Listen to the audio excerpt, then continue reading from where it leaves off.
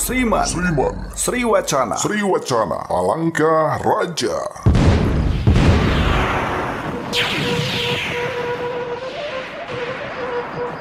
Sampurasun, Waluya Dongeng Sunda.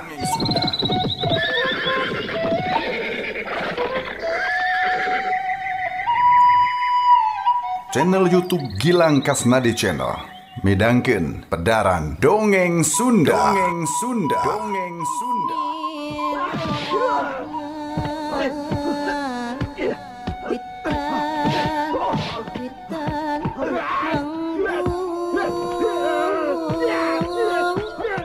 Dongeng enteng pedaran Kang Gilang, Iyasana Aan Merdeka Permana.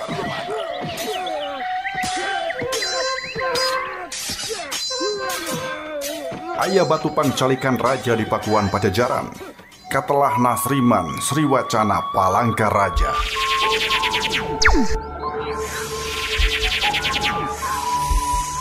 Saku Raja Pajajaran bakal sah jadi raja lamun diwastu atawa dilantik dina batu pangcalikan.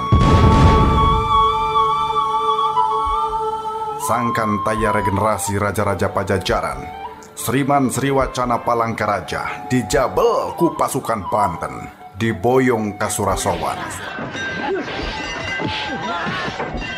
Dina kaayaan negara nu geus kacau, para sinatria Pajajaran dihot-hat hayang ngarebut deui batu Palangka.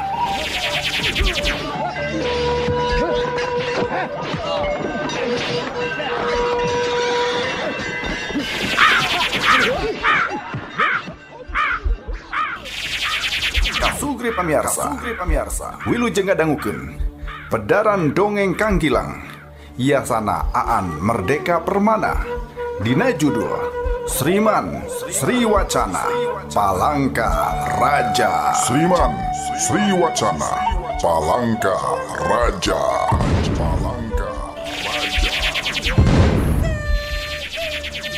Tong hilap subscribe, like, komen, jeung bagikeun di medsos kasugri sadayana. Waluya Dongeng Sunda.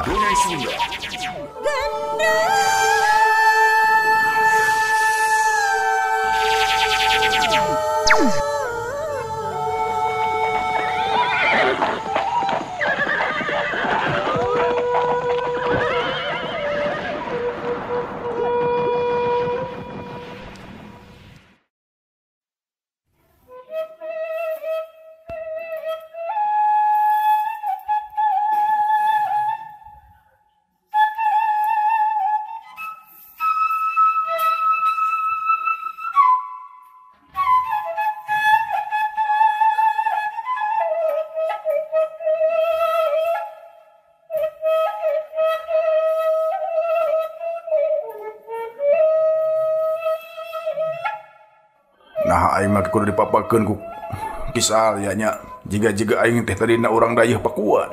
Tek pikirna. Poe harita teh basa kisah geus mulang hijajaka mah geus merenyeng deui tumanya perkara sahadirina. Tapi kitu geuning jawaban kidita teh cenah engke oge manehna bakal nyaho sorangan. Si jajaka gulang-guling teh bisa sare parat tepi ka janari. Ari isukna sanggeus panon poe manceran ti jauhna geus katingali anu lempang unggukan.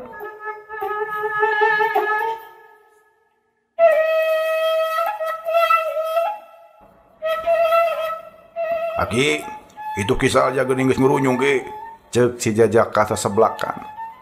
Kisahnya masih keneh adab, tapi ari isi pemaksudan mah eces teu didingding kelir jeung teu malapah gedang. Yen cenah rek mapageun titipan teh ngadenge ucapan kisah ya anu saujratna kitu kidita ukur menghap geus kitu ngaleng tak si jajaka pon kitu deui nyimaidah jiga anu tuturut munding nyakelan tak si jajaka. Jalu yeuh dengekeun omongan aki, ceuk kidita ngareret ka gigir.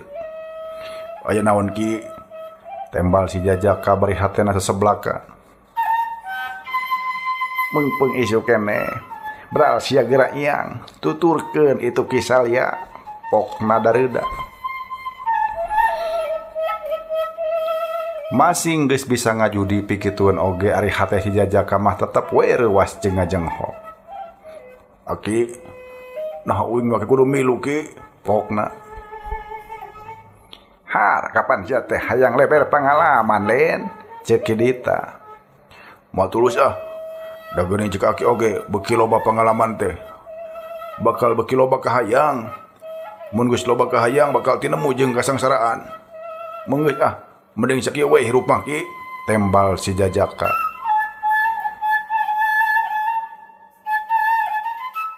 Kajaba ceuk si Jajaka jiga anu henteu anggeus cacaritana. Kajaba naon jalu ceuk Kidita.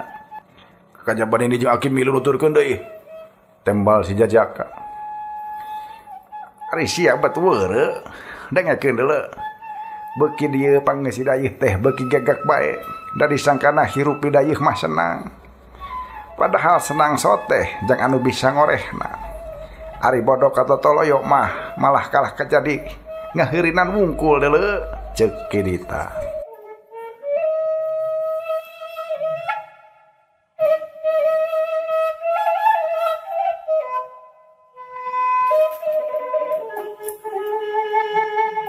Nya atuh ari kitu mah uing teh kudu indit ka dayeuh da saukur deuk ngaheurinan wungkul ki, ceuk si Jajaka mulangkeun omongan.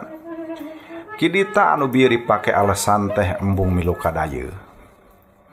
Ari sia sagala teh dengekeun deuleu bodoh. Kapan sia mah jagjag belejag loba keneh udageun, loba keneh susuleun. Contona bae soal tetelepek muka lalangse. Saha sia sabenerna? Lain eta teh geus jadi ajaman sia ti bareto, ceuk Kidita. Nini Maidah mah ti tata diukur balem we jiga bibirna ditiru ku seumat seukeut. Jika itu geua tuturkeun ge saya. Tuh ku si Nini. Nya eta gembolan bakal keur sia. Geus dibeungkeut pageuh. Kare nyelek wae ka ditu. Ceuk Kidita satengah nyurungkeun tonggong si Jajaka.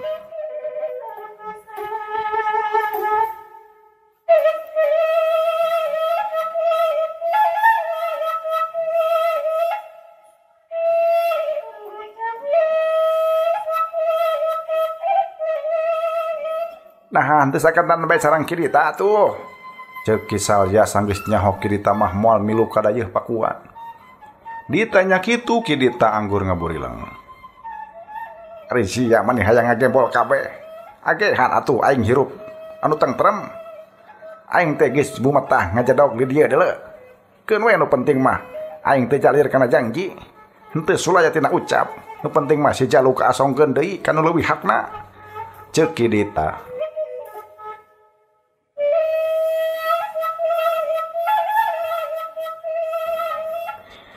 Kisalya geuwat unggut bari cedok nyembah. Si Jajaka mah anggur ngareretkan ini Maidah sababnya we eta kolot teh keur ngasongkeun buntelan kaen. Nyao naon eusina mah.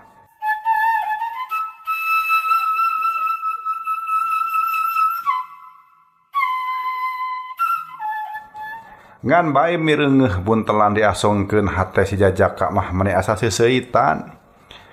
Atuh ari geus kitu mah manehna teh henteu tahan ku kasedih. Awak Nini Maidah teh diburu terus ditangkep pageuh. Si Jajaka ceurik ngaguguk.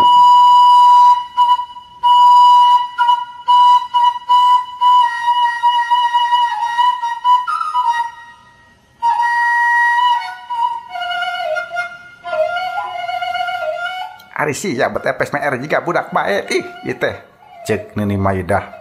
Bari manehna oge ceurik eurih-eurihkeun. Ayeuna hanya bat ngaduci mata ieu teh. Bat kabeh laleweh kitu. Ceuk Kidita. Tapi dina kongkolak panonna oge ka tembong Cipanon ting garenang deui. Diantep bae sajongjongan mah ku Ki Salya teh sabab meureun manehna oge ngarasakeun kasedih maranehna. Ngan sanggeus rada lila silih cacapkeun ka sono. Ki Salya ngadehem minangka ngabejaan yen geus waktuna iang ka dayeuh. Atuh ku Nini Maidah teh awak si Jajaka disurungkeun sina anggang.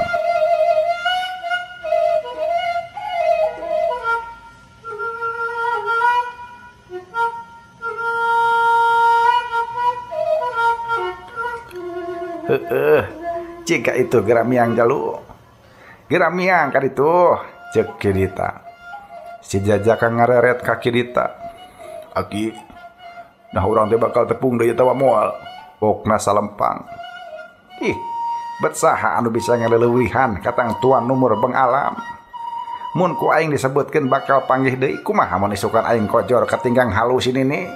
Cek Kidita seuri, sanajan Cipanona masih tinggarenang kene. Nya, alusna mah sia ngadunga we. Sugan numur bang alam nepungkeun deui urang. Keun, aing oge barang penting bakal ngadunga jalu. Cek Nini Maida.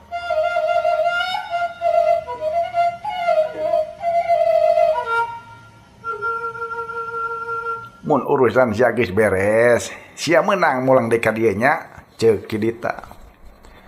Omongan Kidita dicatat ageuh dina hate si Jajaka. Cenah manehna janji yen lamun segala lalang geus kabongkar, manehna bakal mulang deui ke eta tempat. Atuh ari geus seubeuh silih lubarkeun katineung jeung kagegeut mah, beral bae si Jajaka teh indit di eta patempatan. Nya eta hiji patempatan anu kacida sunina, tapi geus dipibetah ku manehna salila 11 tahun.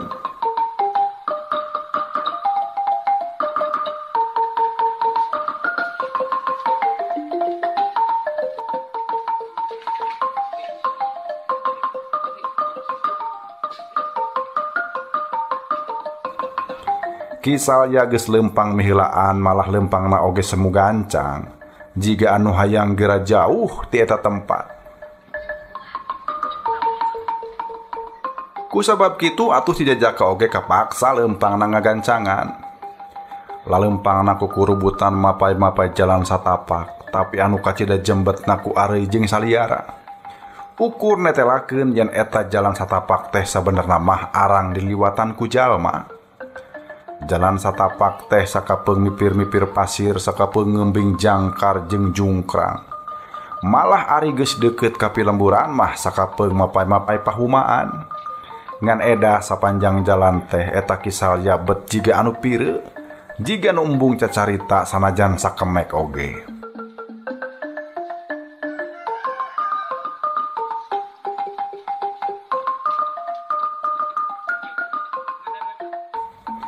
Atuh ku sabab kitu si Jajaka oge jadi sarua jiga anu pireu.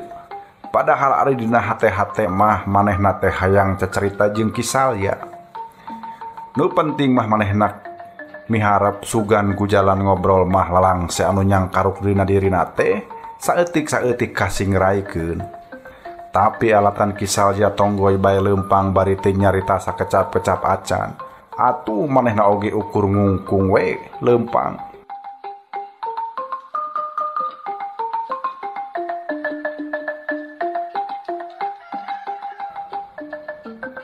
Ngan alatan geus teu tahan ngabigeu bae, atuh sakali-kali mah si Jajaka teh sok mancing-mancing obrolan. Kabeh macan apal nah aku mah nya ramena dayeuh pakuan teh. Pokna bari angger ngungkung lempang. Pan ayeuna oge bakal nyaho jalu. Tembal kisal ya pondok jeung saperluna. Ramean mana jeung Karatuan Tanjung Baratnya? Ceuk si Jajaka geus tumanya deui bae. Nah ari anjeun geus apal kitu ramena dayeuh Karatuan Tanjung Barat, ceuk kisal ya malik tumanya. Acan. Acan nyaho da puguh kami mah kurung batok atuh. Tembal si Jajaka semu ngabelehen. Har. Nah atuh eta nyaho mah kitu mah nya kitu jalu. Omong kisal ya. Si Jajaka sakali deui ukur ngabelehen.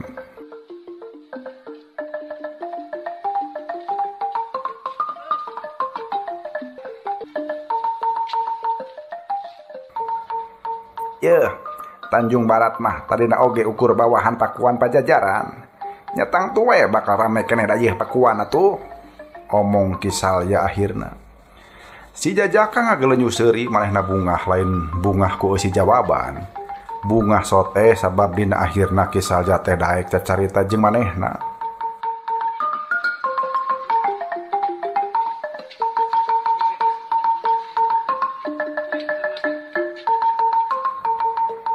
Bejana di Tanjung Barat mah cenah loba juru pantunnya. Ceuk si Jajaka ngolek deui ka pertanyaan anyar. atuh angot teh dayeuh pakuan mah. Loba juru pantun kasohor jeung aralus deui. Tembal Kisalya. Malah tukang pantun di Tanjung Barat atawa ti Muara Beres mah geus teu asli teh. Sabab geus kapangaruhan ku seni-seni ti Banten. Ceuk Kisalya deui. Uluh, baru geus kena ku pangaruh Banten nya. Si Jajaka pura-pura curing hak padahal maneh nama geus nyaho ge henteu kana ajen-ajen seni pantun teh. Alhasil jang maneh nama eueuh gunana make jeung reuwas sumawona make jeung ngarasakan deul.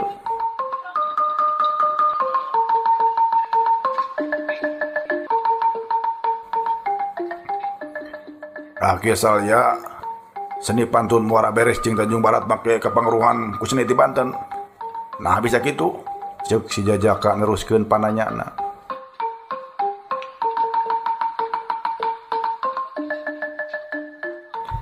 Sabab buah Muara Beres buah Tanjung Barat geus kaereh ka Banten ayeuna mah. Hor. Nah make kitu. Ongko cenah Tanjung Barat teh bawahan bakuan Pajajaran Kisalya.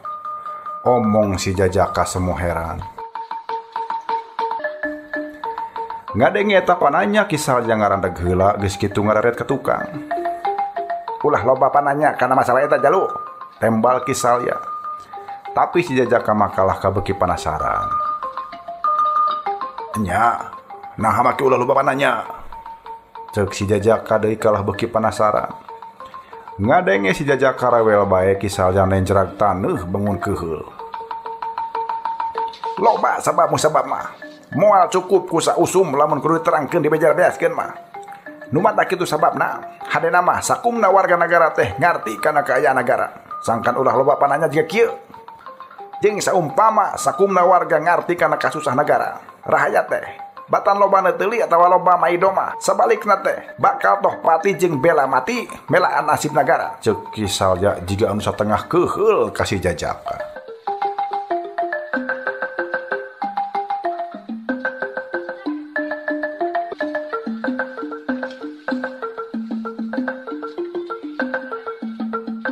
Har, atau mentong nyarekan ka kula Kisila. Ceuk si Jajaka protes dumeh Kisalya kalah nyurang kitu. Nya kudu nyarekan sabab anjeun kaasup jalma anu embung nyaho kana kasusah nagara. Sabab anjeun teh oge kaasup embung nyaho kana masalah anu keur disanghareupan ku nagara. Ulah hur-hur har-har lah. Buktina anjeun bieu maneh teu apal yen Muara Beres jeung Tanjung Barat teh geus lawas lain bogana deui pakuan. Sabab geus direbut ku Banten. Ceuk Kisalya nyari tanah heuras. Kituna teh bari dibarung ku ngahegak bangun anu eungap nahan ka ambek. Si Jajaka garo-garo teu ateul sabab lain kitu maksudna. Manehna keukeuh ngagoda ngajakan ngobrol teh. Kami masa ukur hayang nyaho urusan seni pantun tadi ge. Ceuk si Jajaka akhirna. Tapi Kisalya teu daek ngawaro. Kajaba ngajengkat neruskeun deui lengkahna. Manehna ngungkung tarik miheulaan. Kagok asong geus dicarekan atuh si Jajaka teh neraskeun deui ngagoda anu keur ngungkung leumpang.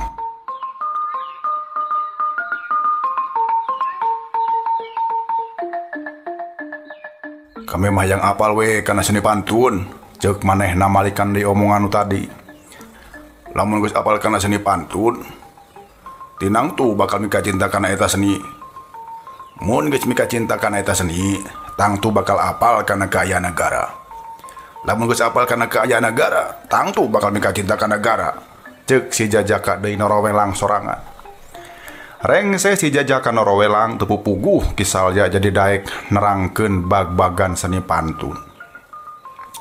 Di dayeuh pakuan teh aya juru pantun sohor katelahna Pacilong. Manehna tapis dina nyaritakeun kapahlawanan para sinatria Pajajaran. Pokna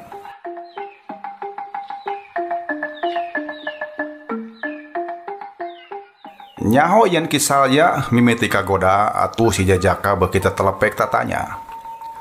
Naon bae cenah carita kapahlawanan sinatria Pajajaran teh? Pokna bari angger ngungkung leumpang nuturkeun ti tukang. Aya carita pantun langlayang Salaka Domas eta teh nyaritakeun kapahlawanan Kanjeng Prabu Surawisesa. Aya deui carita pantun lutung kasarung anu medar karuhun-karuhun Pulau Jawa anu jolna ti Karatuan Galuh tamah. Ceuk Kisal ya Alewo.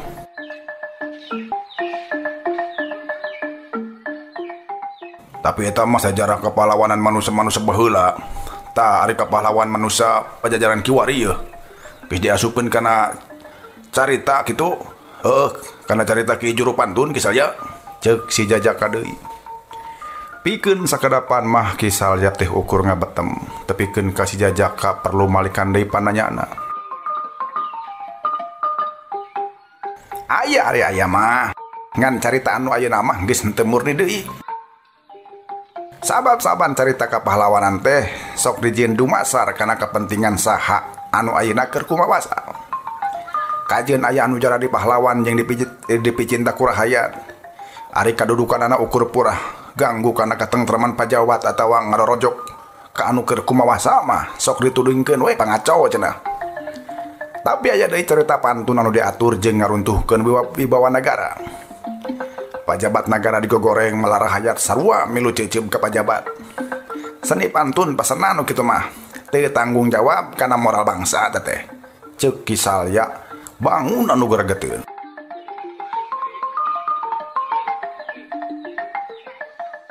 Uluh, kunaonnya baca dikitu? Atuh balu karena engke rahayat ya moal percanten nya. Moal percanten deui. Kana seni pantun. Wong dianggal mah kapan seni pantun teh? Geus dianggap hiji warta anu ngabejakeun beneran teh. Ceuk si Jajaka bangun anu hanjelu. Kisal ya oge kadenge renghapna bangun anu sumpeg. Cek manehna kaayaan jadi kitu teh sanggeusna nagara henteu boga kapamingpinan anu digugu ku sararea. Cenah baheula zaman Kanjeng Prabu Siliwangi mah sakumna jalma nyaeta ti samet pajabat tepikeun ka ambarahaya. Satia satuhu karatu, sararea ajrih jeung sararea hormat ka raja. Tapi sanggeus Kanjeng Prabu Siliwangi wafat, eueuh gagantina anu nepi ka ajrih. Saban pangagu ngarasa satahap jeung ngarasa sajajar. Itu ieu ngarasa mampu jadi pupuhu. Anu ngarasa mampu jadi ratu tapi teu kaagean kursi. Akhirna misahkeun diri ti pakuan Pajajaran. Nanjeur ke Nagara Anyar. Nya dirina sorangan anu jeneng bari gawena teh ngarorojok sangkan pakuan Pajajaran ti kunclung. Kitu jeung kitu we.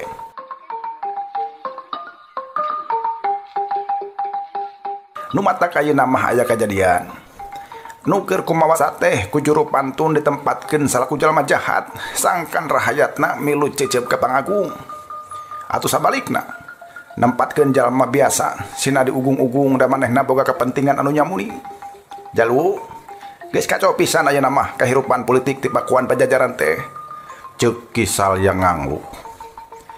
Geus kitu bari teu kudu dirorojok deui jiga tadi ayeuna mah Kisal ya teh ngabamblam nyaritakeun masalah-masalah anu keur jadi Bang Baluh nagara anu katelahna pakuan Pajajaran teh.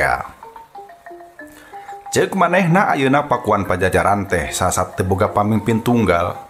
Sabab sanggeus dayeuh pakuan digempur ku pasukan Banten, pasukan Pajajaran jadi teu boga ratu.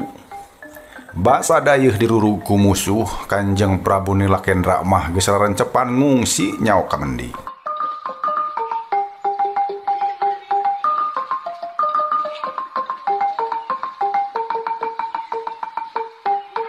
Ninggalkeun nagarana, ninggalkeun rahayat jeung ninggalkeun tanggung jawab. Ari anu jadi gantina sasate dianggap resmi salaku narpati sabab henteu kungsi diwastu atawa dilantik dina batu pangcalikan raja. Gagantina anu anyar teh disebut aya da eueuh, disebut eueuh da aya. Ceuk Kisal ya matak bingung keur nu ngadenge. Naon eta maksudna Kisal ya? Da kami mah teu ngarti ceuk si Jajaka.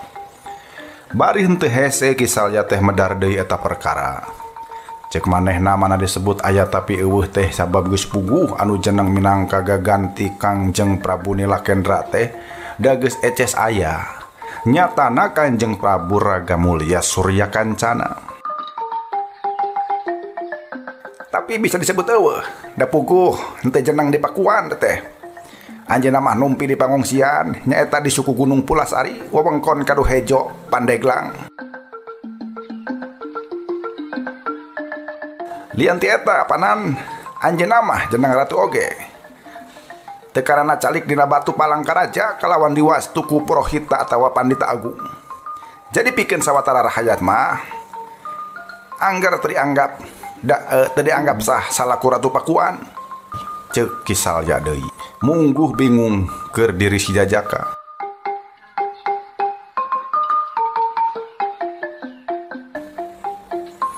Nu jadi rajana Subung ari karaton katut nagarana masih keneh anak kitu ya saha tuh anu mulasara karaton katut nagara salela ieu teh Kisalya. Ceuk si Jajaka beuki panasaran bae.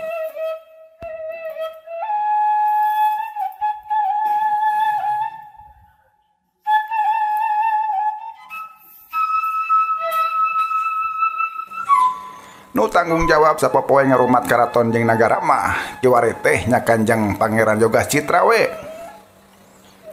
Nya saha atuh menehna teh ceuk si Jajaka kerung. Satadina mah Kisalya teh jiga nu rek sapok-pokkeun nembalan nganting kumaha jadi teu tulus.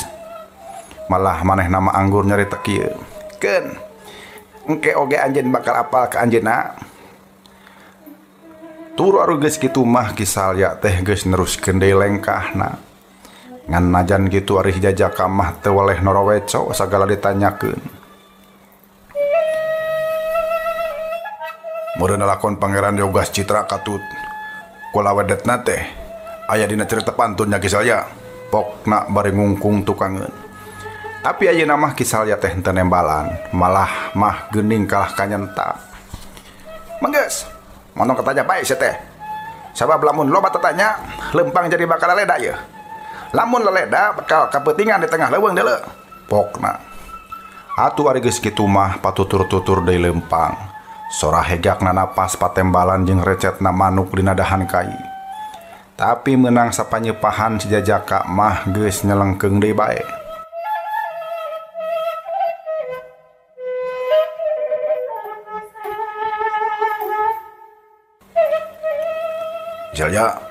Kisalya. Aya naon ieu teh? Tembal Kisalya bangun pusingeun. Mun kami geus anjog ka dayeuh heug ditanya, nya saha ngaran kami kudu ngajawab kumaha? Ceuk si Jajaka mata lucu kadengena. Har, eta ku kiritaan jadi ngaranan saha? Omong Kisalya jadi heraneun. Nya kudini Maidah jeung Akidita mah cukup digeroan Sujang we atawa Jalu gitu. Ceuk si Jajaka semu malaweung nembalanana. Kisalya ukur ngarenghap. Keun we, engke we urang pikiran dia tamanya. Ceuk Kisalya jiga nu embung mikir. Malah manehna mah langsung we ngajakan si Jajaka leumpang gancang.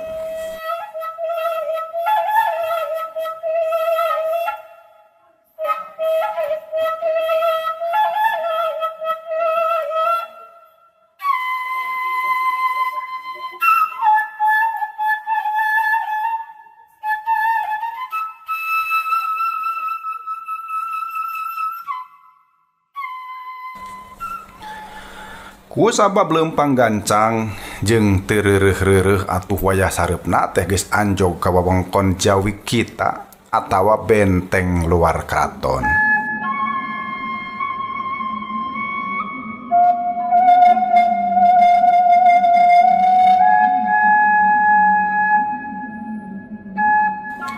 Kawas anu kungsi diterangkeun dina cerita-cerita samemehna ari karaton Pakuan teh dilingkung ku dua kuta atawa benteng jangkung.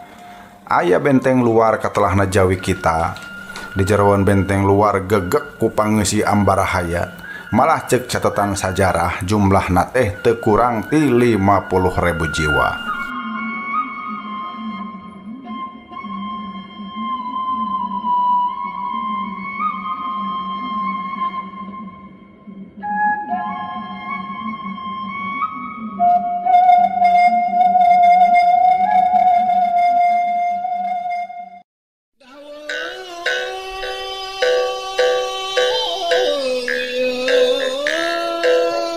Urang cekapkeun dugi ka dieu, enjing urang teraskeun deui. Carios dongeng Sriman Sriwacana Palangkaraja. Yasana Aan Merdeka Permana. Hatur nuhun anu parantos ngagabung di channel YouTube Gilang Kasnadi Channel. Hatur nuhun anu parantos subscribe, like, sareng komen oge ngabagikeun di medsos kasugri sadayana. Antos padaran dongeng salajengna di channel YouTube Gilang Kasnadi Channel. Wilujeng kantun permios waluya dongeng Sunda.